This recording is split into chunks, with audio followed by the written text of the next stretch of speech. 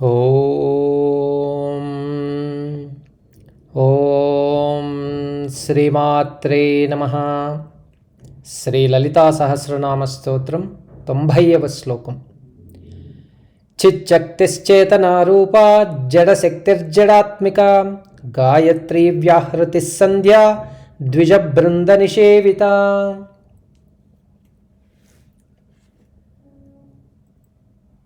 చిచ్చక్తి చేతనారూపా తస్యాసికాయా మధ్యే పరమాత్మ వ్యవస్థితః. హృదయంలో తేజో శిఖరాగ్రమే పరమాత్మ.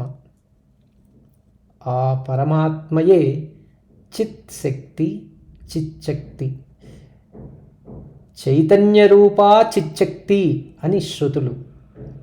చిత్ శక్తియే చైతన్యంగా సర్వచరాచరములందు ఆవిష్కరించబడుతూ ఉంది. సర్వమునకు ఉనికిని ప్రసాదిస్తూ ఉన్నది. ప్రాణం, ఆత్మ, కళ, ప్రకాశం అని చైతన్యమునకు పేర్లు. కళను వదిలిన శరీరం కళేబరంగా మారుతోంది.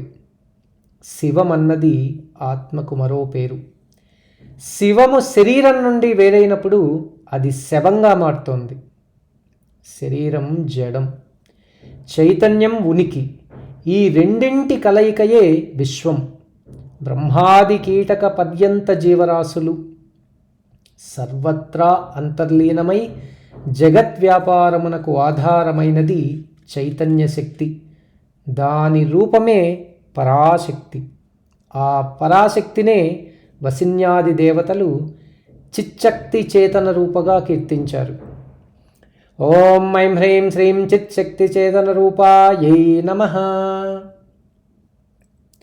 జడశక్తిర్జడాత్మిక.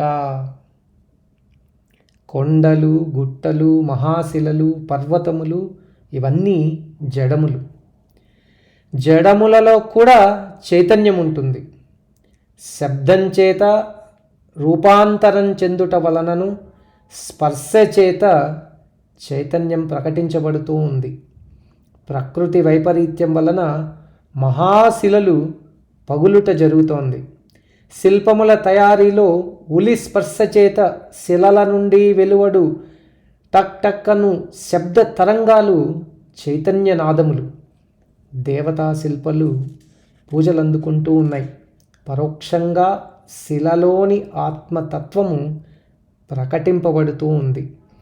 స్తంభంలో వెలసిన నరసింహమూర్తియే శిలలోని ఆత్మతత్వమునకు సాక్షి. స్వరములు పలకటం, పలికిన పలుకులకు శిలలు, గుహలు ప్రతిధ్వనించడం అన్నవి జడంలోని చైతన్యానికి నిదర్శనములు. జడముల రూపం, జడములకు ఆత్మ పరమేశ్వరి. కావున అమ్మ జడశక్తి జడాత్మిక. ఓం ఐం హ్రీం శ్రీం జడశక్తిర్జడాత్మికాయై నమః. గాయత్రీ. గాయత్రీ వా ఇదం సర్వం. సర్వజగత్తునందు నిగూఢంగా వ్యాపించిన చైతన్య రూపమే గాయత్రి. గాయత్రి, సావిత్రి, సరస్వతి రూపాలలో ఆరాధింపబడుతూ ఉంది. ఓంకారమునకు సమానమైనది గాయత్రి. న గాయత్ర్యా పరమం మంత్రం నమాతుః పరదేవత. పరాదేవతయే గాయత్రీ మంత్రం, గాయత్రీ మాత. 3 వేదాల రూపం. తత్సవితుర్వరేణ్యం భర్గో దేవస్య ధీమహి ధియో యో న ప్రచోదయాత్ అన్నది గాయత్రీ మంత్రం. గాయత్రీ మంత్రాది దేవత సూర్యుడు. సర్వజ్ఞానస్వరూపుడు, సవితుడని పేరు గలవాడు. గాయత్రీ మంత్రాక్షరములు 24. 24 తత్వములకు ప్రతీక. సర్వజీవులకు శక్తిని ప్రసాదించువాడు సూర్యుడు. సర్వశక్తి రూపం పరమేశ్వరి. గాయత్రిగా కీర్తించబడుతూ ఉంది అమ్మ. ఓం ఐం హ్రీం శ్రీం గాయత్రీ నమః. వ్యాహృతి. పరా, పశ్యంతి, మధ్యమ వైఖరీలలో వైఖరీ రూపమే వ్యాహృతి. బిందువు నుండి భావ ప్రకటన వరకు రూపాంతరం చెందింది పరాతత్వం. పరాతత్వ మంత్రస్వరూపమే గాయత్రీ మంత్రం.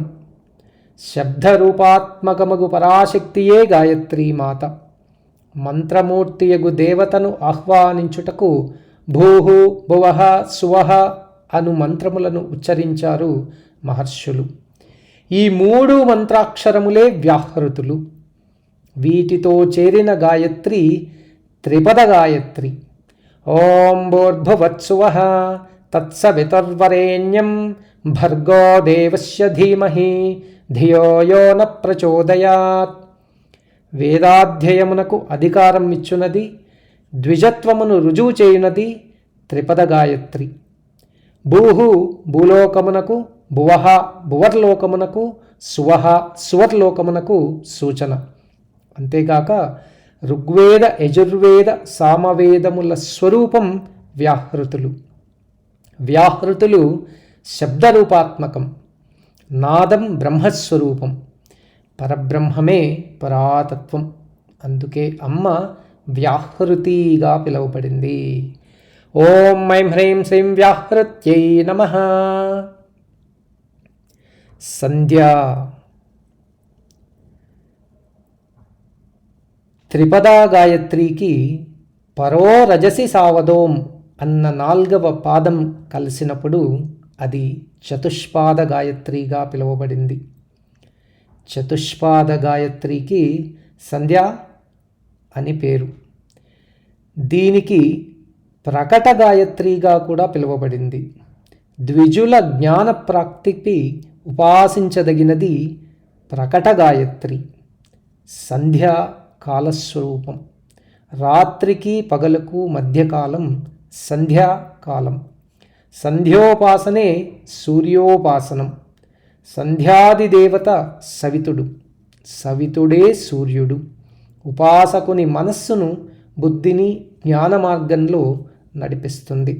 యోగపరంగా 2 కనులు సూర్యచంద్రుల సంకేతం. రాత్రి పగళ్లను సూచిస్తాయి.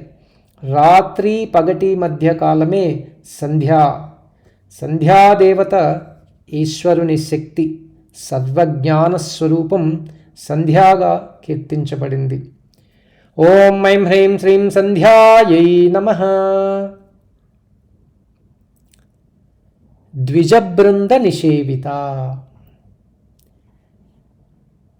పుట్టుకతో కలిగిన జన్మ ఒకటి, సంస్కారంతో కలిగే జన్మ మరొకటి.